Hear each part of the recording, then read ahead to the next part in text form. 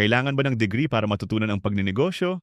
Kailangan ba nakapag-aral ka, nakapagtapos ka sa pag-aaral para qualified ka sa pagnenegosyo? Para sa akin, hindi, no? Malaking tulong lang talaga pag nakapagtapos ka. Siyempre, yung diskarte kasi, marami naman tayo napapanood sa mga social media. Yan, sikat na sikat yan, di ba? Yung diploma or diskarte nga. Karamihan din talaga dyan, hindi nakapagtapos. Pero siyempre, hindi natin maibabalik na yung panahon. Kung iisipin, halimbawa, pag okay ka na, pwedeng balikan. Pero magkaibang panahon mo kasi gagawin yung pag-aaral mo.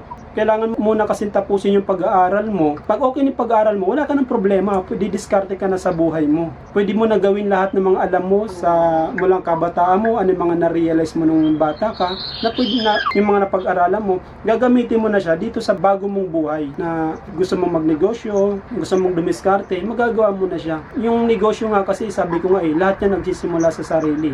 Hindi required doon na nakagraduate ka o hindi. Maraming sumasenso sa buhay or nakatawid sila sa kahirapan, hindi dahil naging sagabal sa kanila na hindi sila nakapagtapos. Marami nga dyan sa social media na ang sinasabi talaga nila, di ba? Hindi basihan yung pinag-aralan kung ano yung mga makakamit mo sa mga susunod na panahon ng buhay mo.